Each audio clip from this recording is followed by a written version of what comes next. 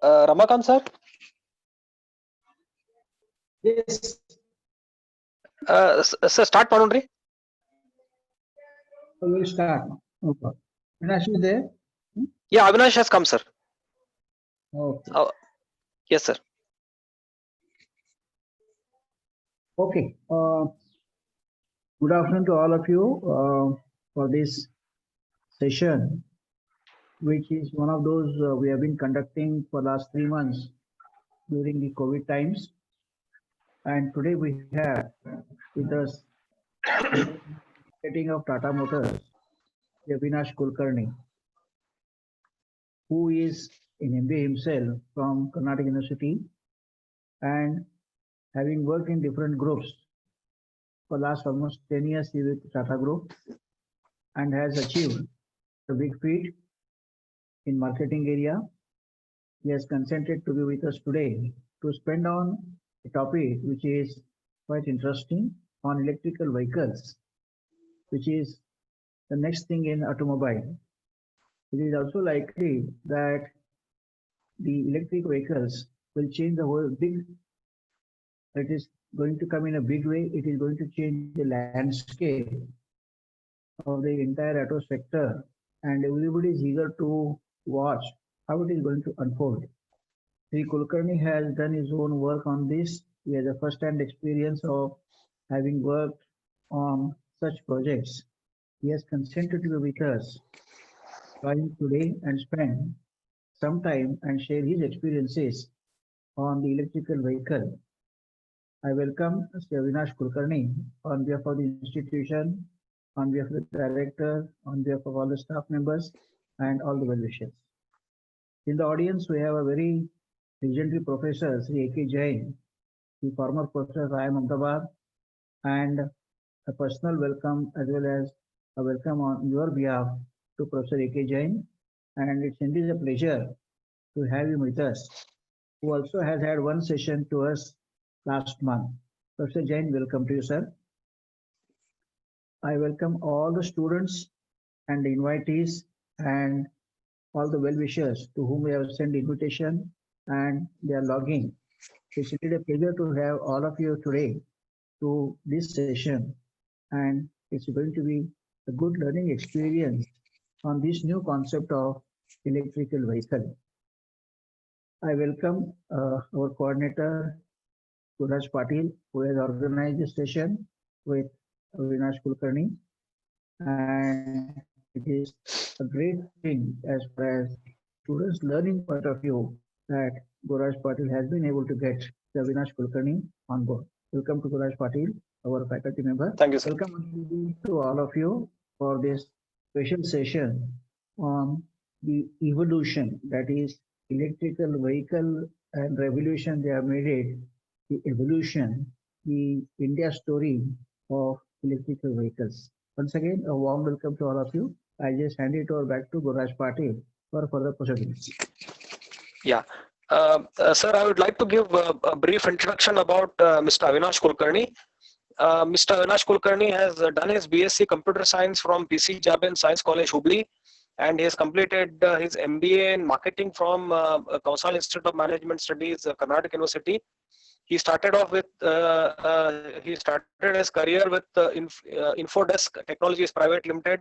Then he moved on to TVS Motor Company Limited as Channel Sales Executive, and then he moved on to Bharti Telenet, and he joined Bajaj Auto Limited as Area Product Manager South India, and he moved on to General Motors as Deputy Manager Corporate Sales, where he worked for 6 months. And in 2007, July 2007, he joined Tata Motors as Divisional Manager Corporate Sales. From there on, he has climbed the career ladder in the Tata Motors, and currently he is working as General Manager Fleet and Corporate Sales, Electrical Vehicles Business Units, Tata Motors. So he's having rich experience. He's a drummer. For many of you may not know, he's a good drummer. He's part of Harmonica, the Bangalore Harmonica Club, and he's also author. He writes business B2B books. And again, I warmly welcome Mr. Avinash Kulkarni for this talk on electrical vehicles. Welcome, Avinash sir. Thank you, Gururaj. Thank you, Ramakant sir, and friends. It's a privilege to be part of this session here and give you some insights on electric vehicles and the revolution that's happening in the country. So, thanks for inviting me and having me. And I would like to start this session by giving a small story. So, the electric vehicles in India, it started off quite some time back. So, it all started with a company called Maini Group, which started off with a small electric vehicle called the Reva. But just to give you some background, most of the corporates, most of the manufacturing companies were already working on various electric vehicles. So as far as I remember about Tata Motors, we were testing Indicas and the Indica Vista way back in 2006, 2007. So that's when the actual R&D processes started off. And then in the last 3 years, I would say 2017, 2018 onwards, there has been a lot of buzz around the electric vehicles, and I would say that has kind of percolated in various manufacturers. It's also started driving the ecosystem and so forth. So I will start off with my presentation. I'm sharing some slides here. The next 40-45 minutes of my presentation will take you through what is the scenario of electric vehicles at the global level. Maybe about 15-20 minutes on that, where we look at what kind of trends are taking over, what has been the history of electric vehicles, what have been the driving factors, the adoption levels, and so on and so forth. And then we move on to the Indian story, the Indian evolution, where we look at some aspects on the need of electric vehicles, what are the drivers, how's the ecosystem building up, what are the opportunities for economic opportunities, I would say, rather for the business opportunities that are coming up, and also in terms of career and employability. And then a little brief on what Tata Group is doing as such on the ecosystem. Okay, as we begin, can I ask any one of you, or if you can even put it in the chat box, when was the first electric vehicle manufactured and run? Any one of you?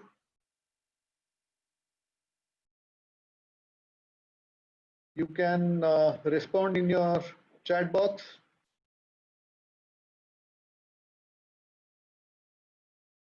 Any answers? Okay. So most of you may be thinking that electric vehicles would have been the phenomena of the recent past, but let me take you through this particular picture. Yeah, Virendra Gokula, he says it's 1870. Yes, you're there, right on dot. So this was the first electric vehicle, the electric carriage or the wagon, what they used to call. This started off in the late 1800s. 1880 is when it actually started off. Even before the ICE engine, the internal combustion engines came into being, it was the electric vehicle, the electric wagon, which was on the roads. Right. So this is a little history. 1884 is when the first crude electric vehicle got tested.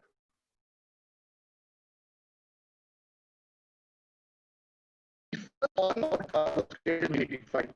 What we talk about is the internal combustion engine, the petrol and the diesel vehicle, right? So this the electric vehicle which is available. So that's the kind of history. And then if you look at the timelines here, 1889, 1900, 1900. US had every third vehicle as an EV, so almost 50% of penetration in US way back in 1900s, early 1900s. And 1996, 1993 to 1996 is when most of these US companies started off working on the electric vehicle concept cars, and GM General Motors released the first EV in 1996. A new electric vehicle came into being. Now, if I ask you, have you all seen that vehicle? Yes, I think most of you have seen vehicles in the market today. Yeah. Hello. Can you adjust your mic? Correct, your mic is breaking. Okay. Is it better now? Hello. So it is better. It's still breaking. Okay, let me check on the network. Network is on. Yeah, please. So Mumbai is seeing some heavy rains today. So I think this will be better now. Once again.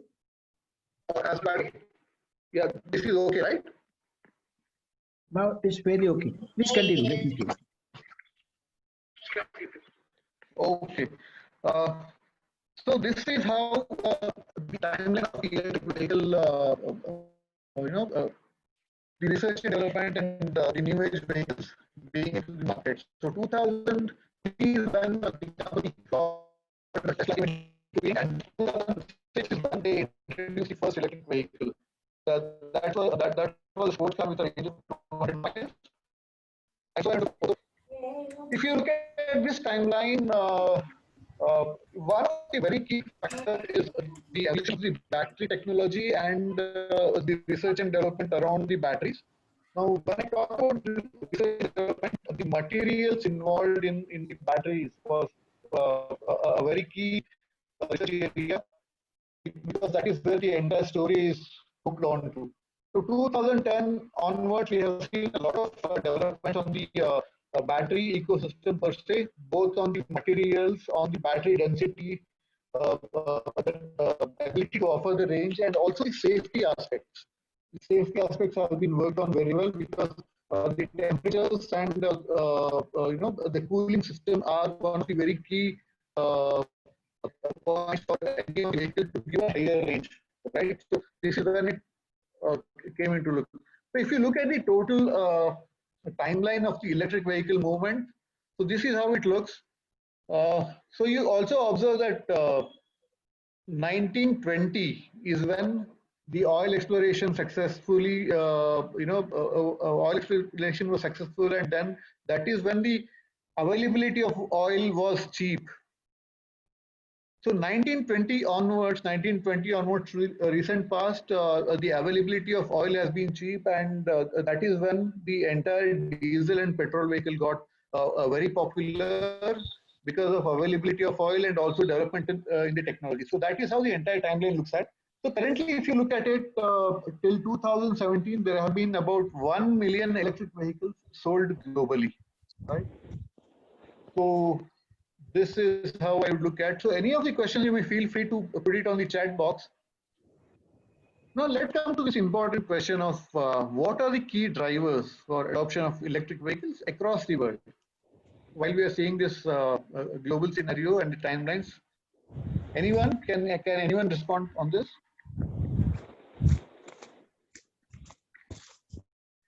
You can put your response on the chat box.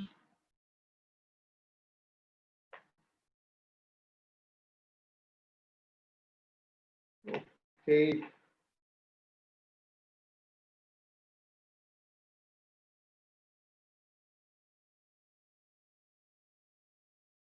Yeah, is the voice audible now?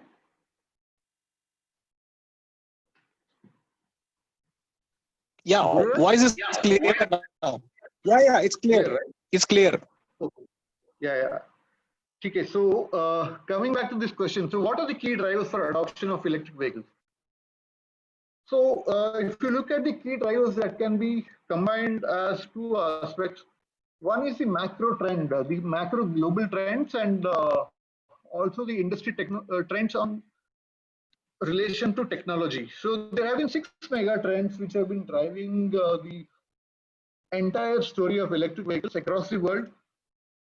So the first and foremost is the climate change, the sensitivity on the climate change, and the devastating impacts of that found across the world in terms of increase in temperatures, the rise in the sea levels, the Antarctica ice sheets melting down and coming heavily in terms of flooding and other activities. So there has been a great impact in terms of the natural disasters because of the climate change, and that is what is one of the key reasons where most of the countries are committing themselves uh, to reduce the pollution as well as take stringent actions on curtailing the carbon emissions.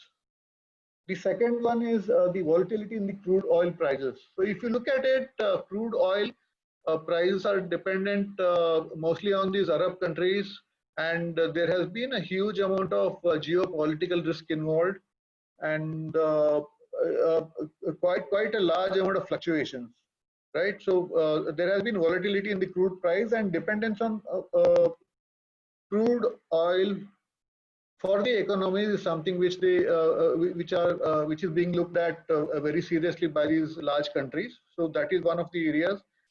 Social awareness and customer pull. So this is one more important factor, as I had already briefed on the climate change. Now coming to the industry trends, technology evolution. So as I mentioned to you, 2000 onwards, there has been a great focus on the development of electric vehicles in the new forms. And in terms of design and use of various materials, there has been a lot of work that has gone in, be it in terms of the aerodynamic design, the lighter weight chassis, the lighter weight materials and the thermoplastics being used, so on and so forth. And most of the manufacturers have now realized that electric vehicle is the way forward, right? And of course, the global convergence and the legislation and the policies, both by the UN and the countries themselves coming forward to commit themselves. So these are the six key trends, and uh, I am talking about your top 5 countries who have taken serious work around the world, and they have committed themselves to reduction of their carbon emissions. So US has brought in the CAFE norms, which is corporate average fuel efficiency norms. And even in India also, by the next couple of years, you will see these norms coming through. So the implementation of CAFE norms is expected by 2022-23. So currently, even the shift from BS4 to BS6 norms is also one of those steps taken in reducing the pollution and minimizing the impact of that. Similarly, China, Japan, European Union, and Brazil. So they have committed themselves to reduce their carbon emissions, right? Okay, so this point I touched briefly on. So the point what I want to highlight here is, if you look at the per day usage of crude oil, these 3 countries, US, China, and India, consume about 40% of the overall world consumption, right? So India itself consumes about 4.7 million barrels per day, right? Million barrels per day, 4.7 million. So that will be close to about 47 lakh barrels per day, right? So as I told you, because of these oil and this impact on the economy, most of these countries also would want to reduce their trade deficits, because oil is everything about importing the the crude oil. Okay, so electric vehicles come in as a solution here in terms of cutting the dependence on the oil, right?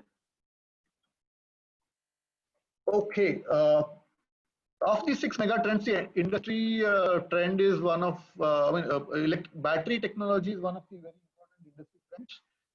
As I mentioned about the research and development that is happening in the battery technology, so currently there are various kinds of material that are being tried and tested.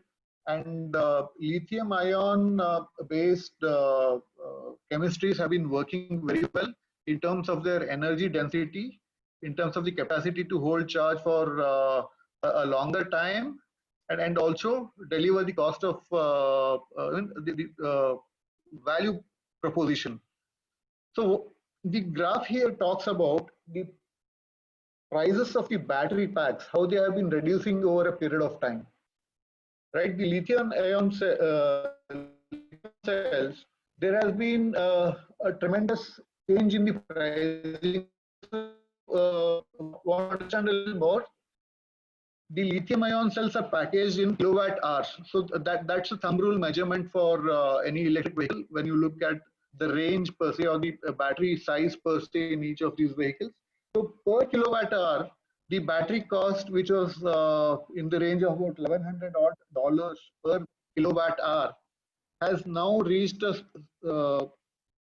range of about $176 per kilowatt hour.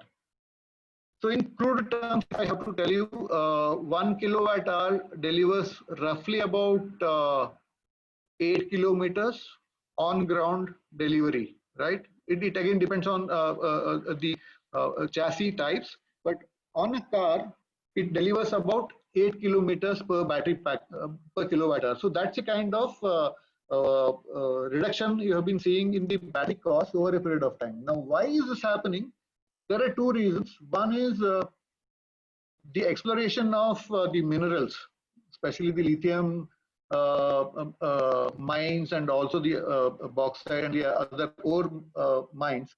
So there has been a lot of effort, and across the world they have seen some deposits in various parts of the world, especially in the African countries like Chile, Brazil, American subcontinent, and also in China. So that is one, and also the economies of scale. Economies of scale has been showing its impact on this, and that is how you have been seeing the reduction in the battery costs. So in terms of the response of the manufacturers, every manufacturer across the world has brought in one or the other models. So these are the worldwide models available, be it Volkswagen, Renault, General Motors, Nissan, BMW, Tesla. So Tesla comes in as one of the most innovative company in terms of electric vehicles. I'll dwell upon that in the further slides. Coming to the EV adoption of these countries and the penetration in terms of their overall automobile sales, this is how it looks. So India is somewhere there at the bottom, right?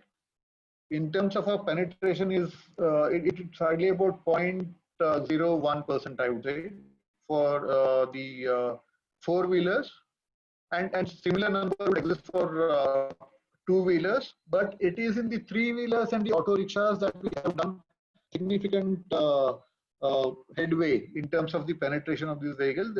That's at about 10 to 12% range. So that is how the penetration of electric vehicles in the overall automobile sales is being seen. On the right hand side of this graph, you are seeing the China and the Norways and the US, the other countries. China as such, which has been one of the foremost, so the US, they are in the range of, China is in the range of about 10 to 12% penetration currently. That is expected to go up to about 20% in the next couple of years. By 2025, the penetration of electric vehicles in the overall sales will be close to about 20%. So as you are aware, the government of India also is looking for some great initiatives, and a lot of work has happened around that. And we are also targeting a very similar penetration by 2030. So 30% penetration is what has been the target taken by government of India by the year 2030. Okay, so on the right hand side, this box talks about what kind of intervention. So for any new revolution to happen, be it in technology or anything, especially the ones like the electric vehicles, wherein it's a total different ecosystem that has to be built. So there are various players who have various players in the ecosystem, right from the government to the manufacturers, the battery manufacturers, the charging ecosystem developers, and also the end consumers. So there have been a lot of actions which have worked on this thing.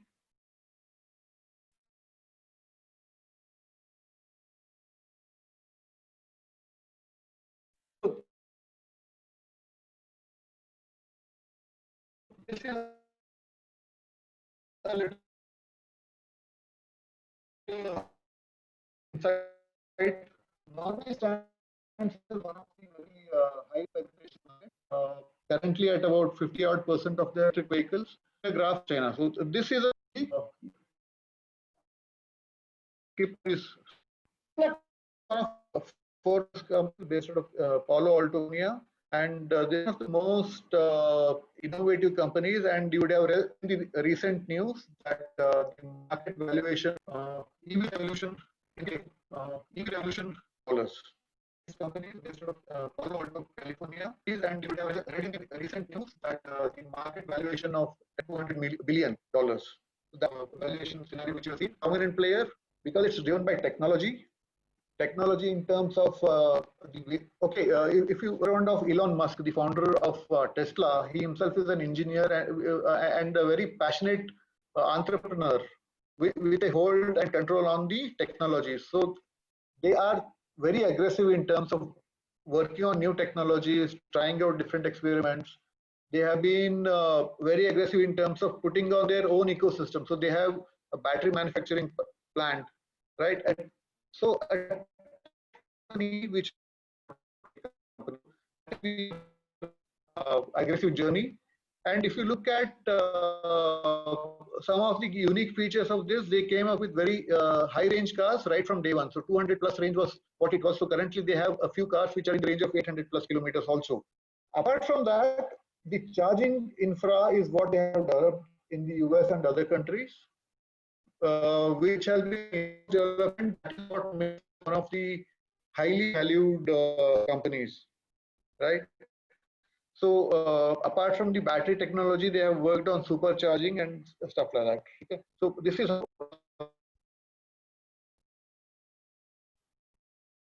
Tesla has grown to be superpower, I would say, in the electric vehicle industry, and that's a benchmark for the world, right? So this is where I would like to close on the first set in terms of the electric vehicle global outlook. Anyone of you have any questions, you can please put it in the chat window. I'll give a few seconds here. Ramakant sir, Gurraj, I hope the speed is okay.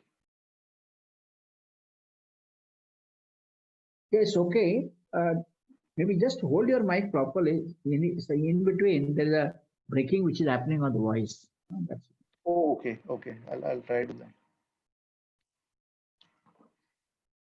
Maybe I'll move closer to the mic. Is that better now? Huh. Yeah. Any questions here so that I can move to the next part? So one question which can be answered is there any WTO restriction that has come on this in terms of adoption, that it has to be adopted by this, or is there any international treaty which is there, which is making mandatory for the countries to adopt to electrical vehicles because of the pollutions which are pollution level what is there now and what is expected to be there in the next 5 years, because we have got this so many Doha Treaty and all those kind, then our climate treaties are there. So likewise, are there any international developments which is also forcing the people in different countries to adopt to electrical vehicles? Yeah, okay, to answer this question, there are no mandated policies or treaties that have been brought in, but at the same time, there have been directions given by the UN and also the World Climate Forums, wherein, okay, if you look at the world scenario, there are different countries at different levels, right, and different levels of pollutions also, and in terms of the, I would say, the automobile market per se and kind of damages they are there. So and also in terms of technology evolution. So if I can quote a couple of examples here, the CAFE norms are something which have been mandated or rather being forced by the world forums, and that is already coming to existence in the US, and very soon it will percolate in the other countries also. So even, as I told you, even the shift from BS4 to BS6 was one of the very important steps towards reduction of pollution, right? So there are no mandated policies or treaties as such, but there are clear directions, and also the world leaders are quite sensitized now, and they themselves have committed to various steps in their respective countries. And while I talk on the pollution, I'll also touch on that particular aspect in the Indian context in my next few slides. Okay, I hope that answers. Yes. Okay, so let's move on to the Indian story of the evolution. Now, why there is a need for India to move to electric vehicles? Everything is, I mean, looks fine, looks hunky-dory, right? Now, here are a few facts. 9 of the 10 most polluted cities of the world are in India. Even if you look at, say, the top 20 cities, 14 of them are in India, right? Now, everybody is talking about the impact of COVID and the deaths related to COVID, right? If you look at the recent figures of yesterday's figures, rather, 18,000 has been the deaths caused by COVID, right? I'm just keeping it as a reference here because if you look at the impact of pollution on human life, air pollution has killed more than 1.46 million people as of 2017. Now, air pollution has been one of the most silent killer, right? Its impact is not seen as in terms of COVID, where the immediate mortality happens. But if you look at the devastating impact, 3.6 million people are expected to lose their lives because of air pollution by 2050. Right? So this is the reason for the need of electric vehicles. And one of the key sources of air pollution is vehicular traffic. If you look at the top 8 to 10 cities in the country, this is how the graph of air quality looks in. So there is this website aqi.in. I would request if you're interested to visit that. So this graph is taken from there. So the graph on the left talks about two things, the top 10 cities and the current pollution levels. Now these are the pollution levels or the air quality index during COVID, when less than 10% of the vehicles were running, right? Now at the same time, I would also like to point you out to the table here on the right hand side top corner. There are various factors which contribute to the air quality and are measured on various factors. One of them is PM 2.5 levels, which is about the particulate matter, right? So a good particulate matter, good quality of air, would be particulate matter measure of 0 to 50. A moderate would be 51 to 100, so on and so forth. The totally unhealthy PM5 measure in the air quality would be in the range of 151 to 200. Now, please look at the column which talks about the peak traffic PM 2.5 levels in different cities on in your any normal day. So the graph talks about the levels during COVID.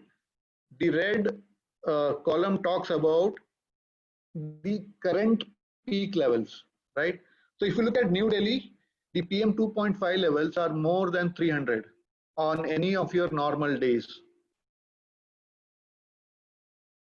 Similarly, Bangalore, while in COVID it talks about 27 as your PM 2.5 levels, in any of your normal days more than 150, 225 to the in thing most of these days.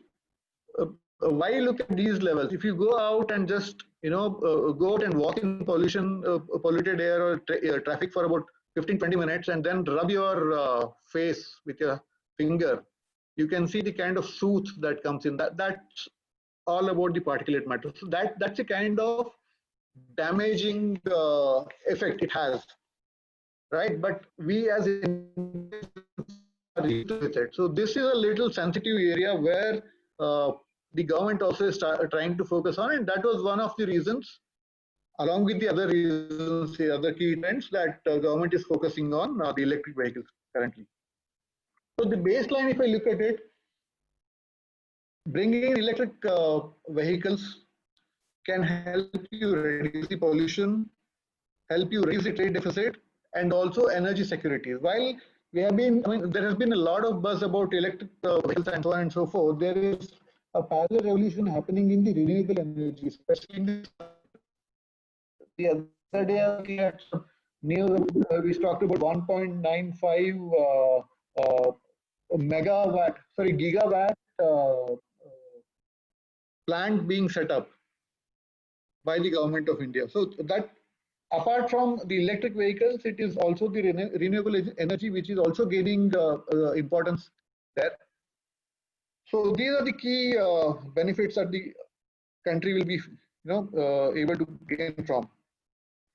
So while we are talking about evolution, the revolution in happening, so this is how we estimate the adoption of electric vehicles in the overall automobile industry. So currently, if you look at it, in the country, close to 2.1 crore two-wheelers are sold every year. About 31 lakhs four-wheelers, the cars, and about 15 lakhs commercial vehicles. So that is the kind of sales that is happening. And in that, these are the adoption levels. If you look at the current adoption levels, it's hardly at about 0.2%. There has been a good amount of progress which has been seen in the two-wheeler segment, two-wheeler and three-wheeler segment. Last year, we saw about 1.26 lakhs two-wheelers, close to about 6 lakhs three-wheelers, and about 3,000. So that's the kind of volume which have been there. It is to shift to, as I told you earlier also, 30% is the penetration which we are looking by 2030. Now, government has been one of the biggest advocates for electric vehicles, and it has to be, rather.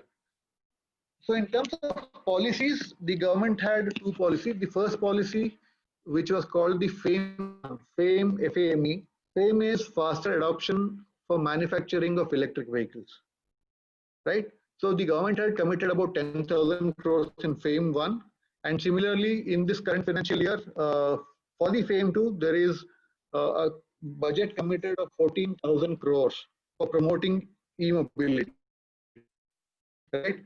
And if you look at the BS6 technology coming into play, right, it has also increased the cost of vehicles. The increase in the diesel and petrol prices, that will bring in the parity. So the last few weeks, you have been seeing the kind of increase in the petrol and the prices. So I think while it may pinch on the pocket now, that will definitely make people look at the electric vehicles in the right senses. So this is one of the key areas where a lot of actions are happening. Now, what is happening to the battery cost in the Indian scenario? So India has to currently import the batteries and battery packs. So if you look at the cost of these battery packs, as I told you earlier, 45% of the cost of an electric car is its battery, right? 45%. So the battery pack prices have come from a level of about 45,000 rupees per kilowatt hour. So currently it is in the range of about 20,000 odd rupees. From 45,000, it's come down to a level of 20,000 rupees. Now, even as we speak, there are a lot of initiatives and a lot of efforts going on by different manufacturers in the battery technology. A lot of Indian companies have gotten into, they have already started work on manufacturing of the batteries, the cells basically. So if you look at the structure of the battery, I would like to touch upon this point here. Your battery packs are nothing but your small cells. They could be slightly bigger than your AAA size cells. So those are packaged in form of modules, and each battery pack will have, say, 24 of these modules. So it depends on what kind of configurations, and they are arranged in parallel and parallel. So that it is as simple as that. So that is the configuration of the battery, or that is the way batteries are built up across the world. So currently what is happening is we import these cells from China. There are a lot of companies involved in packing these batteries into usable batteries for the cars. So that is how the technology is moving at. So if you look at the cost of the electric vehicle battery, it is sliding down. Now this is a very good scenario for us because of two reasons. When we talk about cars, there is a difference of about 20% where the cost of the, or rather the price of the car, electric vehicle car, is higher than any of the diesel or petrol cars. If a diesel like diesel vehicle, electric version of it cost you 10 lakhs. I'm just giving you implications. Because of this reduction in the battery pack, the cost of the battery pack, that is where we see the total cost of ownership makes the buyers, right? Of diesel and vehicle, I'm quite buyers. It shows that so this is the an electric car and the selling price of diesel and vehicle and impact buyers, right? So if you want to go for electric vehicles, so this is see that, or rather, the inflection point is somewhere very close. When 2023, 2024, about 2 to 3 years further, we will be seeing the economic viability of electric vehicles with diesel cars. So that is how the things are shaping. While I've been talking about the ecosystem, there are 5 different elements. I'll quickly rush through these next few slides. So the government has been one of the greatest promoter here. Both the central government and the state governments have been taking sides. When it comes to central government, it's the subsidies. Any electric vehicle currently gets a subsidy to a tune of say 2 lakhs to about 2 to 8 lakhs, 2 to 9 lakh rupees. A vehicle costing you 15 lakh rupees, you get a subsidy of close to about 2.5 lakhs. So that reduces the price.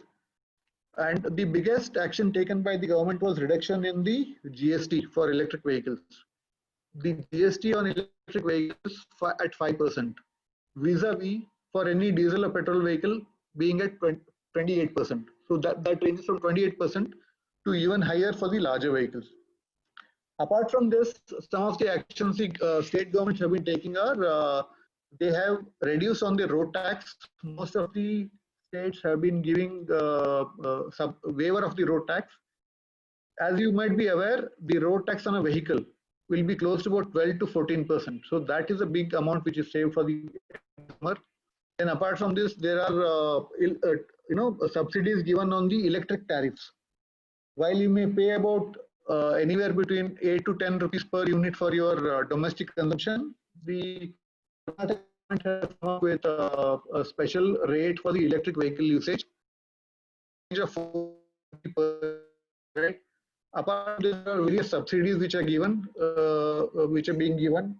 Delhi pollution and Maharashtra government, they are giving subsidies of about 1 lakh. Apart from this, there are various subsidies. So government has been doing enough and more, right? So these are some of the actions. Apart from that, the next important element in the ecosystem is electric vehicle manufacturers. So most of the two-wheeler companies and the four-wheeler companies have come in and they have started manufacturing electric vehicles. A lot of investment has gone in. If I can talk about Tata Motors, there has been investment which has been flown in, and a very good range of cars are being seen. And if you look at the electric vehicles, that will be the latest of the cars. So most of the manufacturers are bringing new vehicles in the country. So one of the pointers to that is, in the next 24 months, you will see at least 23 new launches in electric vehicles, 23 new cars being launched in the electric vehicle market. When it comes to two-wheelers, close to 58 new vehicles will be launched in the next 2 years. By 2023-24, you will have close to about 58 vehicles, new vehicles. coming up. So that is the strong focus on by the manufacturers. So this graph shows you what are the kind of ranges. Your x-axis is the range and your y-axis is the expected price. And it also talks about which are the vehicles which will be coming. And there are some new players also entering into the market. So that makes it a super growth factor for electric vehicles in the country going forward. Right. Now coming to the battery manufacturing, I had covered most of it. There have been quite a few companies who have come forward for manufacturing of the batteries. If I give an example, Tata Chemicals has started setting up a plant for manufacture of the cells, right? While currently all the manufacturers import cells from China, Tata Group has taken up that step forward. And there are some other companies also who have come forward and they have started setting up plants, but that will take a couple of years, right? So this is what it is, and yeah, the players in the battery manufacturing sector, the existing lead acid battery manufacturing companies, they also have forayed into the electric vehicle battery manufacturing. So this gives you a sense of how different companies have been working on. Exide, Amara Raja, Suzuki, Mahindra, Ather, SL Group, and the Rashi Group. So these are some of the companies which you can look forward to bringing in some battery technology. So the point I'm trying to make here is each of these players in the ecosystem, they are bringing a great level of confidence, a great level of contribution to the market, which will make the cost proposition, the value proposition equivalent to that of a diesel or a petrol car in the next 1 or 2 years.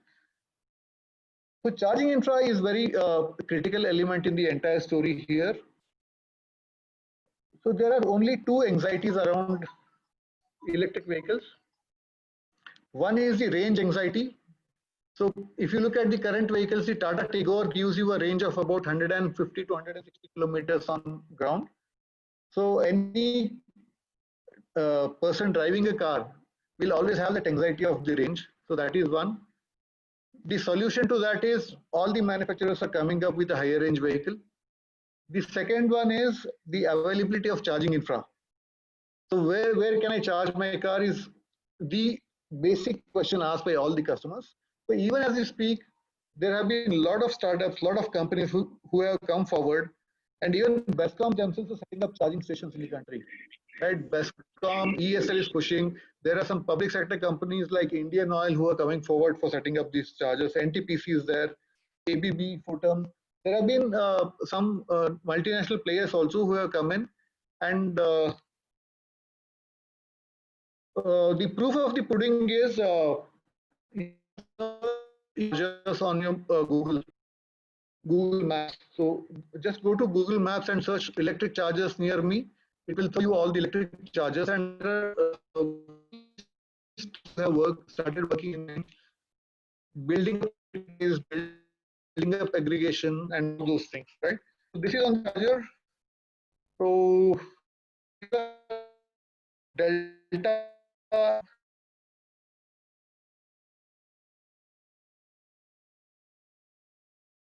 capacity is building up aggregation companies, Delta, Exicom, every player in the, and that is where building up capacity is building up. So these are a few companies, Delta, Exicom,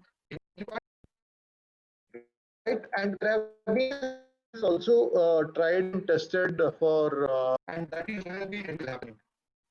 Right? One of them is battery swapping. Battery swapping is it's just to go to a battery swapping station, remove your battery, charge them away, right?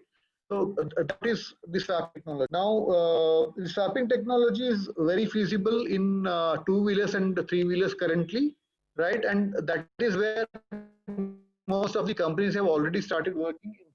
Ola Electric, Ola has also started working on this. Sun Mobility has recently announced the swapping grids, which will be based on the patterns where you just take your two-wheeler, go there, remove your discharge battery and change it. So that's the kind of technology which is coming in. It takes some time for the battery swapping to come in four-wheelers and larger vehicles because of a couple of reasons. One is today's electric vehicles in the country have been modified petrol and diesel cars. So cars which are diesel vehicles and they have been modified for electric battery pack, right? I mean, putting in the battery pack. That makes the technology a little more difficult, and the removal of battery pack, putting it back is a tedious task. It's like uh, you know opening up the entire vehicle. So that is currently not possible. But there are also various efforts that have been modified petrol and done by manufacturers to bring EV design vehicles for electric vehicles. This will be a EV alone design. It will be made for electric vehicles. So that will also bring in certain design efficiencies in terms of being able to put the large packs and remove it at ease. So this is how it works out. Charging infra players we have already connected. So what is also happening is most of the fleet operators, most of the aggregators, they are also putting their own charging infra. Though they are putting their own charging stations, the fast charging stations, which will be for the captive consumption. That is where you are seeing a lot of adoption of EV vehicles happening in the fleet segment, where the total cost of ownership also is quite feasible. Now, going forward, you can see electric charging infra coming up at various places, including your malls.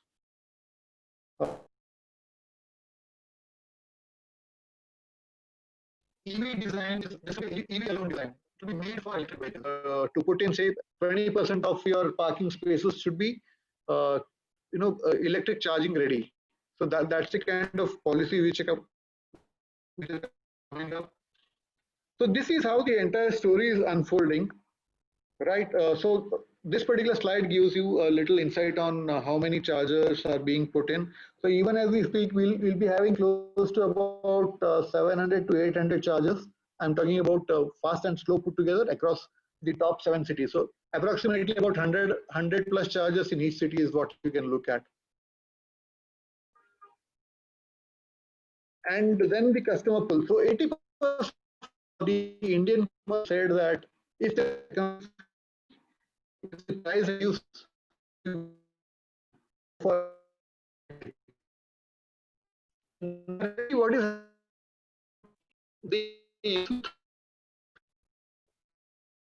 the fleet operators, the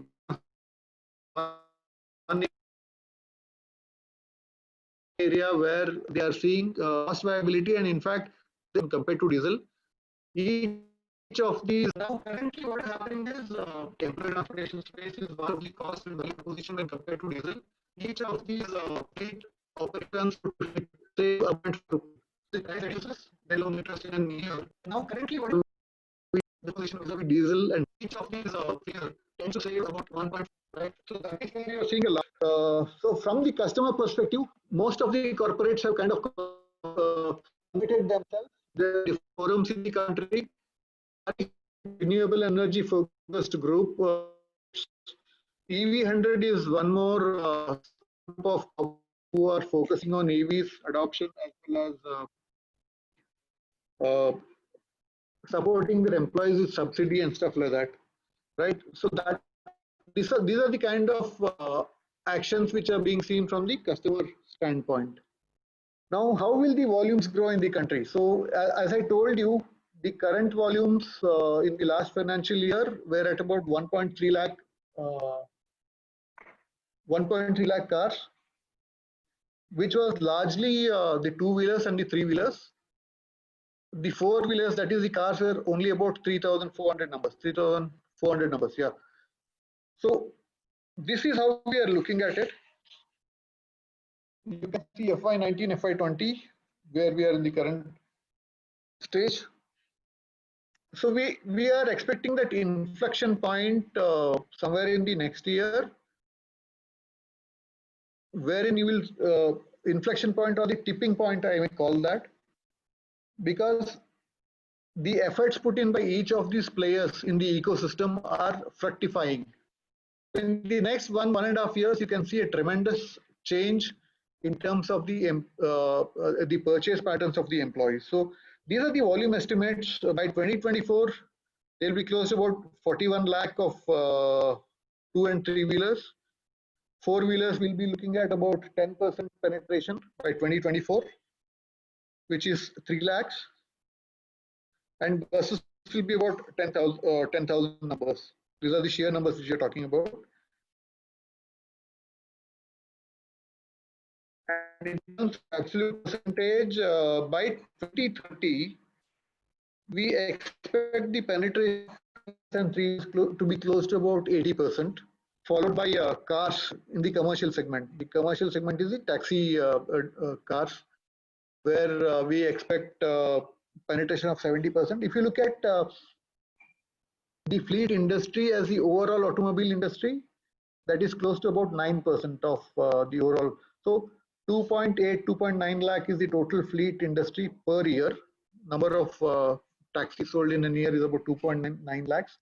So we see about 70% of that to be converted to electric vehicles because of the sheer economic feasibility.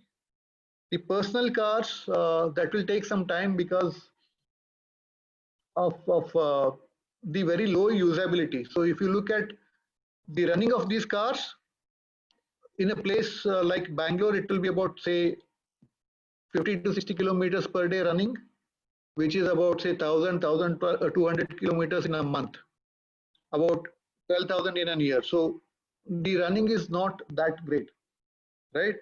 So that is where they may not see the feasibility. They may still opt for the lower priced diesel and petrol cars. So this is one interesting revolution that is happening in the country. This has been a very silent revolution. If any of you have visited any parts of northern part of the country or the northeastern part of the country, you will see all these buggies, right? These are all electric rickshaws, e-rickshaws. Now, there is also a beautiful ecosystem which has developed on its own. All your mechanics and all, so they charge the batteries and they replace the batteries. So battery swapping as an effective implementation has already happened in this space. There are more than 15 lakh e-autos and e-rickshaws running currently. I'm sure this would surprise you, but that's a matter of fact. Be it Delhi or be it any northeastern India, the hilly areas, West Bengal, Assam, Jharkhand, and other locations there, you will see. And one of the reasons for this is these are all framed chassis. So, I mean, in terms of the manufacturing of this, it is a very easy piece of cake, right? So there have been a lot of fabricators who have come forward and they have been manufacturing it in the country. And there have been some imports also happening from the bordering states of the northeastern part from China. So this is how you are seeing. There are more than 23 manufacturers. Battery swapping is happening, right? One interesting proposition. I think you should look at it as a strategy project or something like that. While I come to the close of the session, I would like to touch upon the interesting trends that are evolving. So if you look at electric vehicle, it's the most simplest technology. It is as simple as your remote controlled car, what the kids play. So what are the three points, three key elements in an electric vehicle? One is your battery, right? The second is your motor. The third is your software, the battery management system, right? It's as simple as that. The more simpler the technology, the more the opportunities for improvement in the designs. So you can see a lot of sleek and trendy designs coming in. Non-auto entrants entering the electric vehicle space is something which you need to look forward. Google has already developed a electric car. So also works happening on at Amazon and Apple. The mode of purchase of these cars will change now. You just buy a car, the battery pack will be leased out. So you are buying car from one shop and you're buying a battery pack from some other shop. So that is possibility. Battery swapping, as I already told you, vehicles sold without batteries. Wireless charging is one important technological advancement which we are seeing, basically with the magnetic induction. But that calls for very high investment on the infrastructure.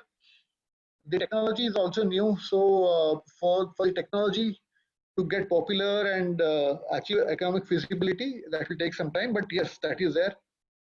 In-wheel motors. So the current set of vehicles in the country, they are having one motor in the car. The in-wheel motor is where motor is attached to each of the wheels. So that technology also will, I mean, it's existent, but to get popular, it will take some time. Public charging, yeah, one thing which we anticipate is just like the STD booths, there will be electric charging stations. And this is already happening in places like Bangalore. All your Starbucks, Cafe Coffee Days, wherever they are there, they are also supporting and coming up with charging infra. So these are some evolving trends. And similarly, in terms of mode of ownership, people would want to lease the car instead of owning that. Subscription models have come up. Self-drive, you already know Zoom, DriveZ, where you pay per use. And buying and renting of cars on the online platforms. This is also happening currently. So these are various interesting trends that are happening. Now, if any of you are looking at working on some kind of businesses around electric vehicles, you can look at these options here. Battery and charging is a huge business opportunity. In battery life cycle itself, there are different opportunities and different steps. Chemicals and mineral related business, the cell manufacturing, cell packing. So recycling and upcycling is very important thing which will come in the future. There are various domestic applications which are developed. Okay, now one more question which comes very frequently is what happens once the car completes its life cycle, right? The usual life cycle of a car, electric car, is close to about 17 years. Now, reason being, the technology is very robust. The noise, vibration, and harshness are reduced because of lesser number of components. The life of the battery, it outlives the life of the car. And if you look at the motor has been one of the robust pieces of machinery. And I'm sure you would not have seen any motors in your washing machines or any of your other instruments or your fans being changed. So motor is one more very robust piece of machinery which has been there. So looking at all these aspects, the life of these cars are quite long, and the proof of the pudding is the warranties. While you may get a 40,000 kilometer warranty or 75,000 kilometer warranty on diesel and petrol vehicles, the warranties on electric vehicles, what we are currently giving are 1.25 lakhs. On the Nexon electric vehicle, what we have launched about 4 months back, we are offering a warranty of 1.6 lakh kilometers up to 8 years. And I'm quite sure that yeah, utna chala bhi nahi paoge. So that is the kind of the robustness in the technology which is giving confidence to manufacturers, right? So that is one. And as I told you, after the warranties and all, one important element we need to look at is the battery deterioration curve. Now, what is battery deterioration curve? It is the reduction in the charge holding capacity of the battery in very simple terms, right? The deterioration of these electric vehicle batteries, the lithium ion based batteries, is hardly 2% in a year, right? From 100%, it will go down to 98%. So if you look at after a gap of say 8 to 10 years, the vehicle will still continue to hold the charge for at least 80-85%, right? So that makes it as one more option there. And what happens to the battery after usage in the four-wheelers? One is there will be a parallel industry which will emerge in terms of recycling and upcycling. Other than that, we are also seeing a lot of applications being developed for the backup, for the grid storage, and so on and so forth. So these are the various economic opportunities which will come in. And career and employment opportunities, the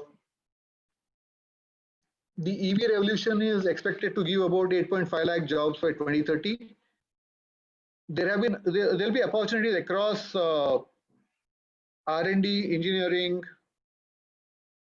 commercial space, the selling of these vehicles, maintenance, servicing, power storage, largely related to power electronics in terms of the technology related things. And then there are alternate applications, services, maintenance. So these are various career opportunities which will come in for you all.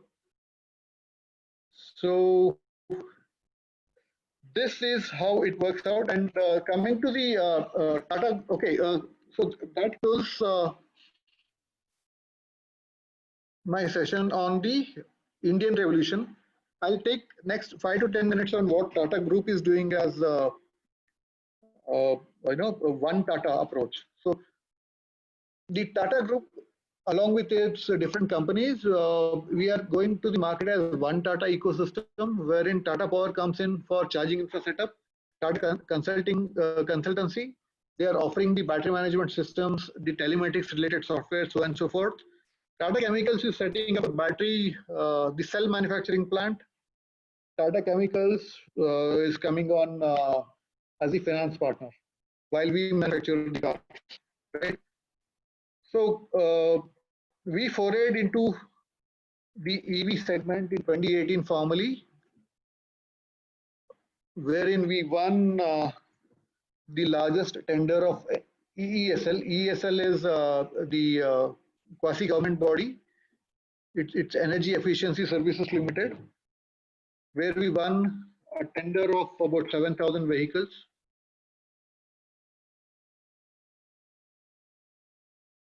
And 6 out of 10 tenders in buses for 190 vehicles has been won by Tata Group in the recent past. A little bit on the cost competitiveness of electric vehicles. Electric vehicles in terms of technology are quite simple, as I already told you. Lesser moving parts, simpler designs, higher glider strength, and lower heat. Right? These are the key aspects which will lead to longer life and lower operating costs. Right? So this is how the Tata vehicles or the Tata offerings in the market are coming up. And some more, okay, one very important element, some of you may not know, all the electric vehicles are automatic vehicles. These are auto transmission vehicles, right? You don't have gears. It's auto transmission. The very fact that a motor is available, it gives instant torque. The technology is advanced, so that gives you regenerative braking. Regenerative braking is when the energy is regenerated when you brake the vehicle. When you do a braking, right? Smoother braking has been leading to higher savings. Even though the regeneration is very minimal, that adds to your the range capacity, right? Most of you would also see that the vehicle hardly makes any noise. Even the vehicle when it's on and running, you will not even feel that. So these are some value proposition. Currently, we have 2 vehicles in the market. The Tigor, as I told you, the Tigor extended range comes with a 21 kilowatt hour lithium-ion battery. The on-road range is close to about 160 kilometers. So in one full charge, it gives you 160 kilometer run, right? And then we have the Nexon. Nexon has been very popular, and we have been doing some good numbers in the last few months. Since its launch, we have a very decent booking size as well. The Nexon comes with a high performance lithium ion battery, right, which gives you a 33 kilowatt hour battery and gives a range of about 300 plus kilometers. The on-road range will be anywhere close to about 250 kilometers, so 240 to 250 kilometers. So this is where I was talking about. The warranty on this is 8 years and 1.6 lakh kilometers. So it has tremendous features. Fully connected car. All the telematic applications can be seen on this car. And yes, it's quite peppy and can be comparable with any of the fast cars on the road. So electric vehicles are no more those small puny vehicles. These are the full-size sedans, full-size cars, the SUVs and all so and so forth. So this is how it's panning out. 8 years of reliable battery and motor warranties. Yep. So what does this all mean for us? The Indian automobile industry is in for some super exciting times, which means newer technologies, cleaner air, and healthier you. So, ladies and gentlemen, welcome to the evolution, the future of electric vehicles in India. So, this is how I would like to end my session with, and I open the session for any of your questions. Please feel free to unmute yourself and let's discuss.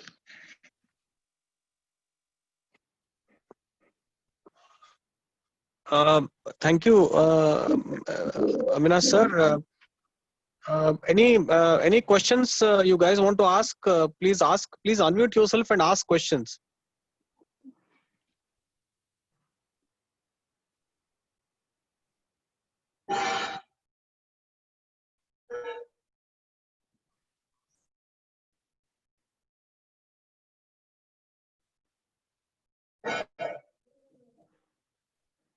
Avinash, one question comes up is the roadside garages which are there, the mechanics.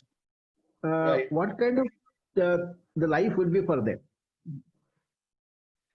Okay, very nice question and very apt in the current scenario also. So these anxieties have been coming up in any of our fleet meets or discussions with any of the government officials. See, electric vehicle is something which needs an ongoing maintenance, right?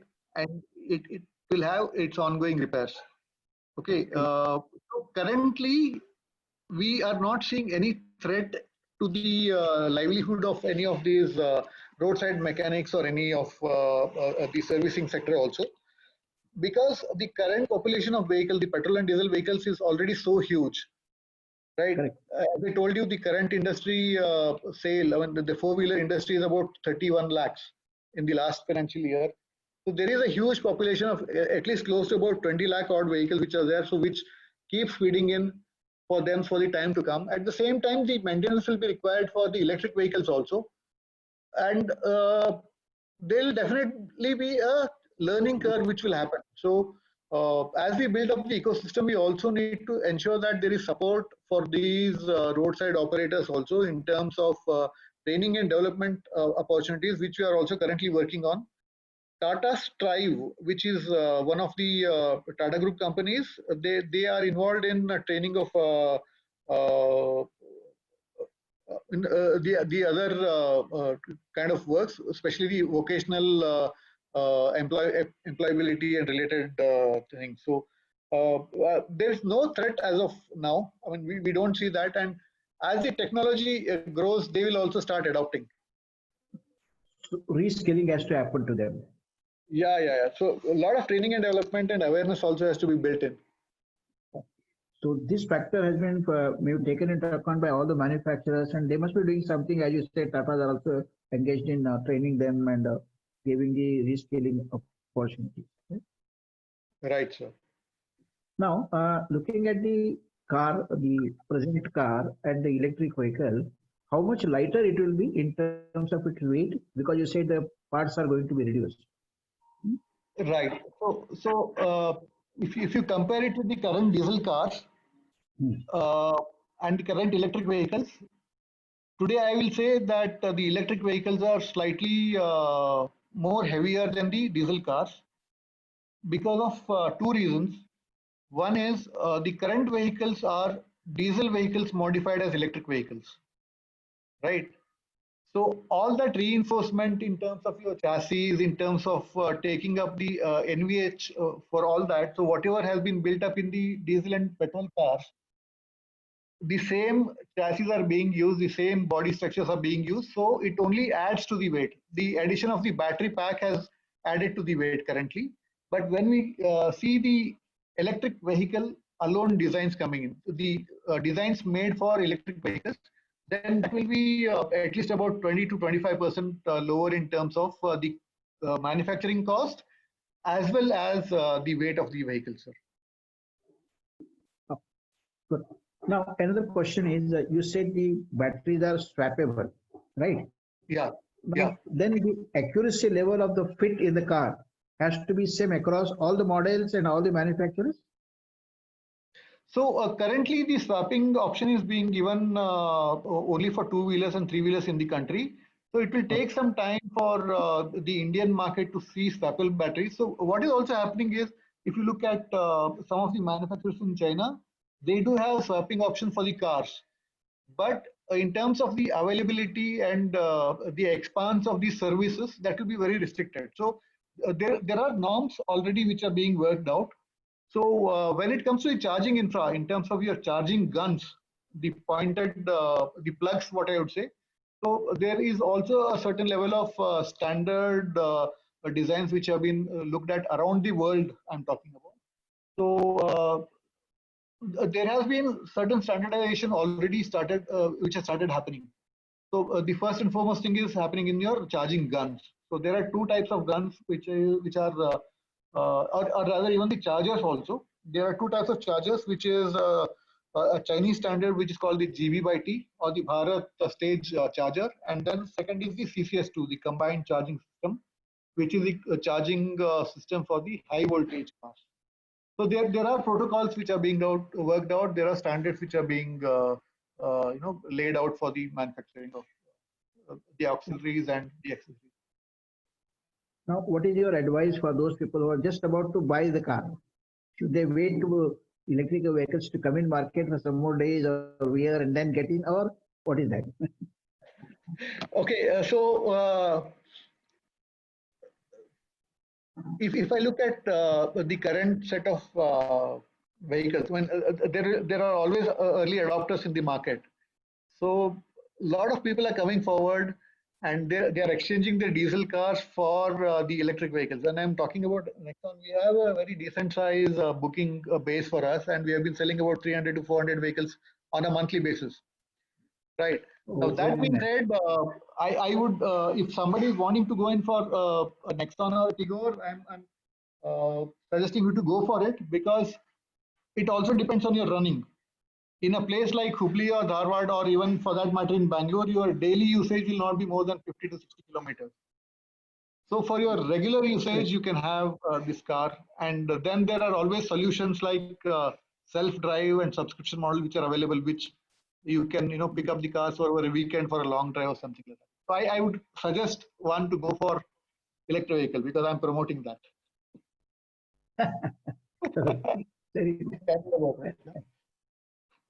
Any other questions, the students' point of view? Students, please, it's open now. I have finished my side.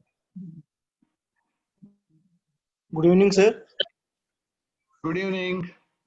I'm Pawan Nargoda. Yeah, Pawan, tell me. Sir, my question is the price of electrical car is higher than the diesel car or lesser than the diesel car, sir? Currently, it is about 20% higher than the diesel car. 20% higher. The like-to-like model, it's 20% higher. Okay, sir. Thank you, sir. Sir. Good evening, sir. Yeah, good evening. Tell me. So once fully charged, electric vehicle runs up to 100 or 150 kilometers per 150 kilometers, sir. So if we want to go on long drive, and in between we need to stop and charge it for 4 to 5 hours, isn't that time consuming, sir? How to Yeah, deal it is time consuming. I agree with what you're saying. So even as we discuss, the charging infra is being developed, right? So there are fast chargers which are being put in. There are these intercity highways which are identified even for your long journeys also. For example, Bangalore, Mysore, Bombay, Pune, Delhi, Agra, right? Even for that matter, Bangalore, Chennai.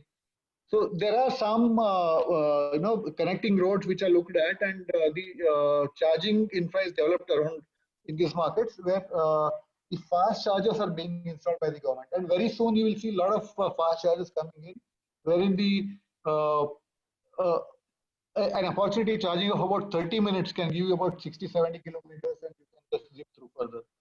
Yes, currently it is a challenge, but over a period of time, when the infrastructure develops, I think we'll be in position to. And going forward, the ranges of vehicles will also improve, right? So very soon you will see, maybe in an year or so, you will see vehicles in the range of kilometers. But at the same time, the prices of these vehicles will also be higher. Yep. Thank you, sir.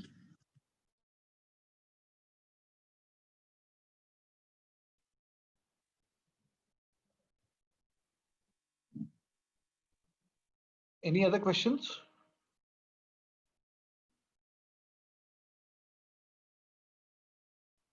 Professor Jain, you would like to say something? Yeah, I think it's a very nice exposition. Am I audible? Yes, sir. Yes, sir, please. Very nice exposition. Avinash, this is great. My Thank only you so much, sir. your, not concern, a suggestion is that the custom made in the presentation is a little less. And I think while currently most of the developments are on the supply side, whether it is battery or design of the car, but to keep in mind the customer's end and then try to figure out what could be the possible, let's say, demand possibilities in different kinds of groups. Sometime I would like to understand that part from you. I'm sure you would have done something about it. Definitely, sir. So we have been looking at that side also, the customer side. So we have been working on lot of work has done that side in terms of research. Maybe I'll be able, share some insights on that as well.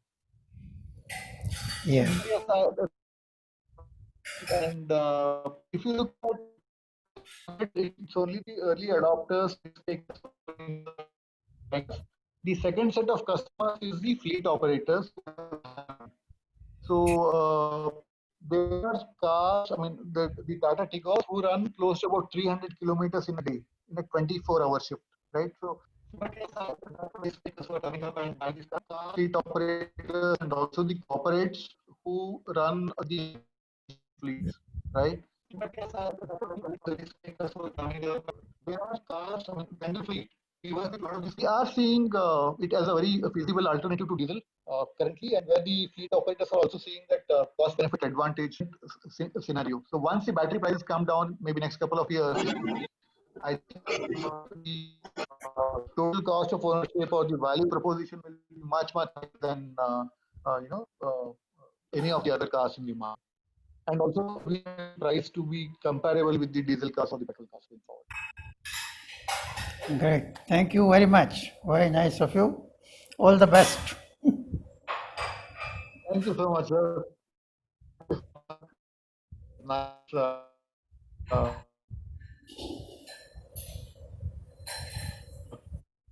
have you as part of the audience, and I'll connect with you.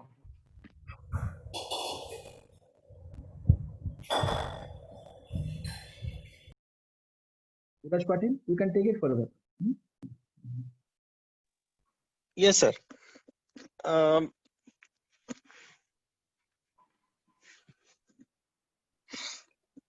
uh, if all the questions have been exhausted, then I wish to propose vote of thanks. It's a great privilege, Avinash sir, in having you here with us today.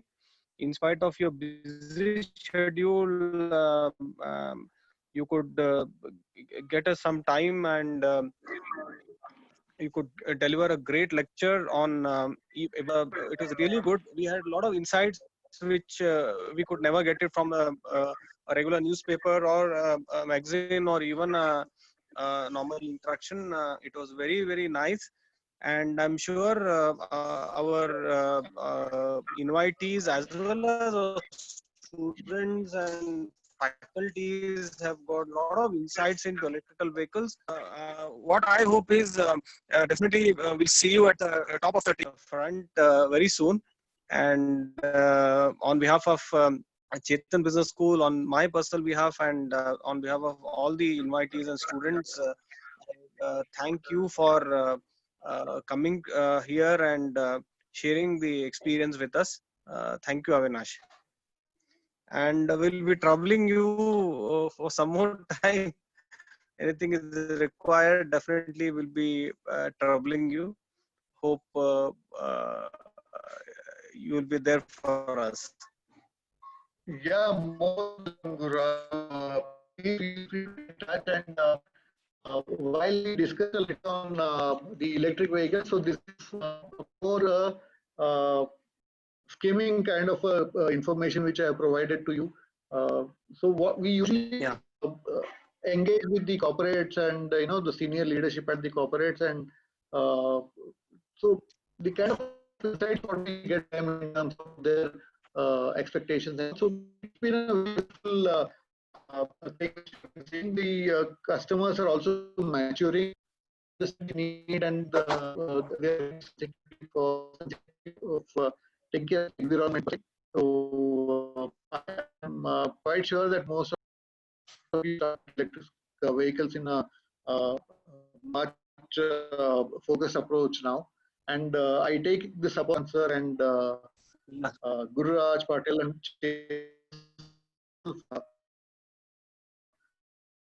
and sharing some insights on the electric vehicles. And feel free to reach out to me, any one of you, in case you need any more supports on the electric vehicles. Yeah. Yep. Thanks and a lot. if you want, yeah. Thank you so much. Thank you so much. Really appreciate it. Yeah, thanks for your time. Thank you so much. Yeah. So thank you, Avinash Kulkarni, from my side and on behalf of everybody here.